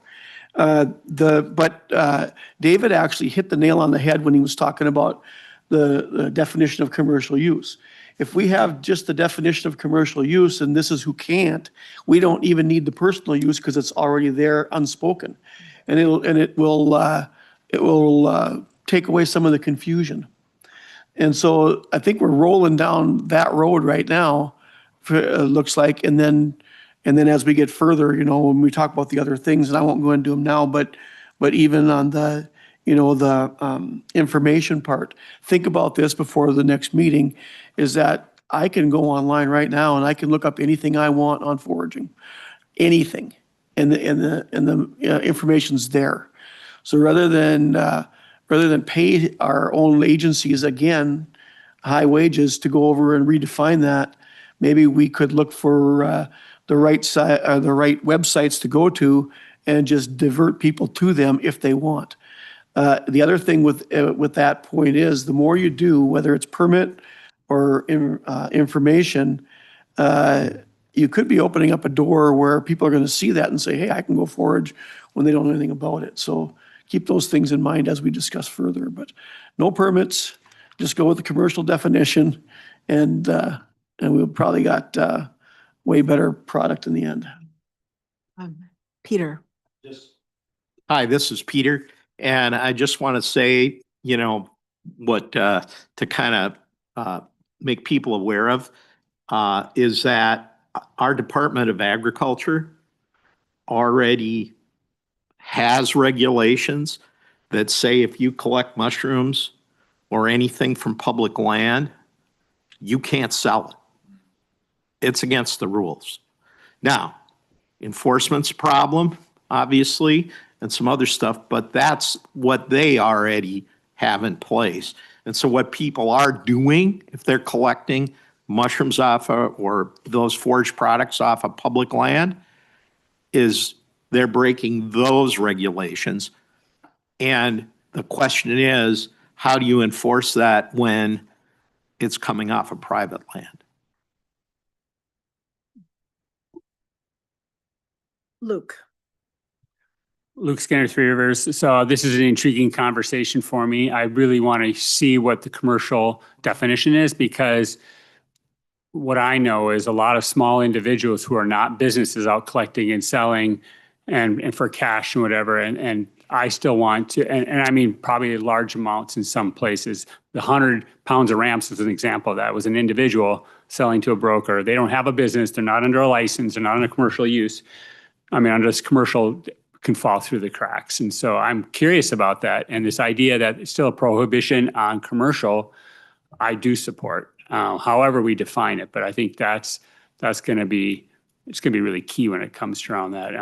I'm more curious about the conversation about whether we permit or not, but I still think there's also activities that we still have to think about as we go down that road about, are there certain types of activities, such as certain types of harvest, that actually have more impact? You know, turning over the land, exposing seeds, causing invasives to spread, et cetera. So there might be something in there. It's not saying they have to have a permit to do that, or are there certain species that do? But I want to go back to this commercial thing. Is that I think that has to be pretty fleshed out, so we're not having too many loopholes there.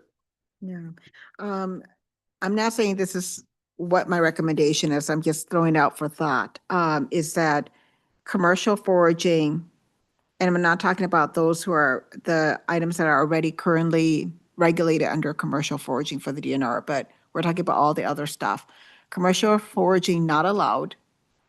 If you are foraging any items for sale that you need a permit, and if you're just doing it for personal use, and I think we're still trying to find what that is, but then you don't need a permit. But I'm just trying to think that if we say if you're not a huge, or you're not a business commercial foraging, that anything is allowed. I don't know, I'd have to give that a little bit of thought. I'd like us to give that thought too, because right now, when our restrictions are so restrictive, we haven't seen people go out there and do a lot of harvesting for sale. But if we're saying now only commercial businesses are not allowed to forage, could that also open up a lot of problems moving forward too? I'm not saying either, whichever, I'm just saying just for thought. I do like the idea that maybe we take the approach of, if we don't define necessarily personal use, could our language just be that commercial foraging is not allowed, period? And then that just means anything that is not commercial is allowed. And then could we also say foraging of any kind, whether it's personal or commercial foraging, for these particular plants are not allowed, and then it's just specify the plants. That just means that anything that's not specified then is allowed. So I'm just trying to think about language and terms that we use. We could come back to the group with some ideas, but I would love you guys to maybe come back the next time too. If you have any specific language you think could work, or terms that could work for the next discussion. I'm gonna go to David, and then we're gonna go to public input, then we're gonna close out, and then we'll be back again with some of these topics the next time, and then the rest of the topics. David. Yeah, David Schultz. My point, and this is, I don't expect us to have the answer now, is that I suspect anywhere from what rules are out there require businesses to register into state, or a whole bunch of others. There's probably language out there, and I don't want to put you on the spot right now, because there's probably a lot of different areas we need to look at. But I suspect there's some existing language out there that we can at least work from at this point. Yeah. And that's kind of like the research project, to see, or maybe another state has something, but I'm pretty sure we've got some language within the state that'll help give us some guidance. Yeah. Okay, so I'm gonna go ahead and open this up. I know we're already 4 minutes over our time, but I'd like to open this time for any public comment of those who may be here present in person, or those online. If there's anyone from the public, we're in the public input section of our agenda. We'd love to invite you to speak or raise your hand. If you're here in person, go up to the dais. If you're online, raise your hand to be called on. Do you see anybody? Okay, I don't see anybody in person or online, so I'd like to go in and close the public input section. Our next meetings, let me go to that slide. Okay, thank you.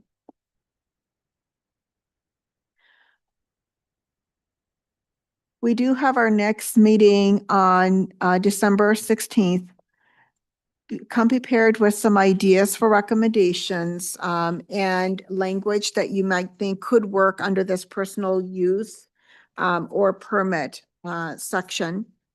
And then what I'd like to do too is invite all of us to invite people to our next 2 listening sessions that will be happening before our next meeting.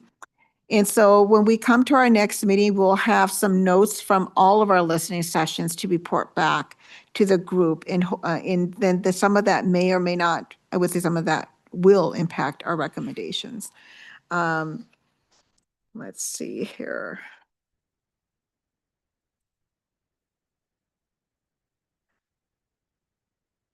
I'm going to think, I love to get input from the task force too. I'm going to think about maybe a good way for us to get through the huge amount of work that we have to do when it comes to recommendations, because we only have 2 meetings left for us to define what those recommendations are, refine them.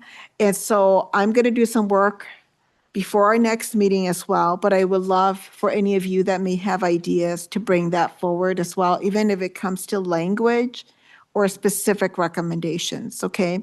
In the next 2 meetings, I don't anticipate us having too much to in reporting or presentation so that we can dive right into the work of those recommendations and staying on task. Any last comments or thoughts from the group before we end? Greg?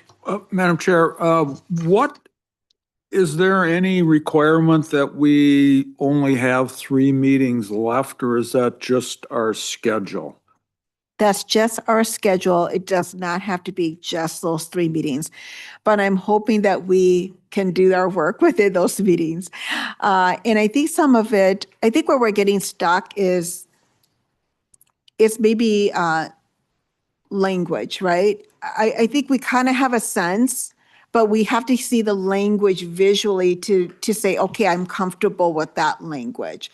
And then maybe next time I'll think about, I'm a very visual person, so I'm trying to think about how we can do this work. And it could be that we write out some of our thoughts into language and to kind of say, maybe we need to fix certain language that we could feel comfortable with. We did bring up a lot of good ideas this time, but I'm also one that struggles with, like, I need to see the language of it before I can say yes or no on, or whether I'm comfortable with that or not.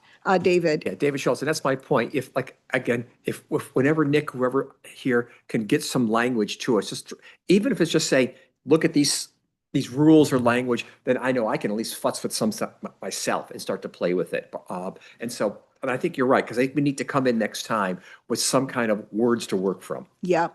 Yep. And I'll work with Nick and with staff and our team to kind of come up with some of that ahead of time. Not saying that those would be what we only have to do, but some ideas to get us started. And maybe see if we can get a chalkboard in here. I'm trying to think about like changing language, but I need to visually see it when I'm doing that. Maybe. Final thought and request would be, I'm not sure who made the wonderful flyer. I think it was Mina maybe, about which sustainable foraging task force sessions were available for people to give their comment.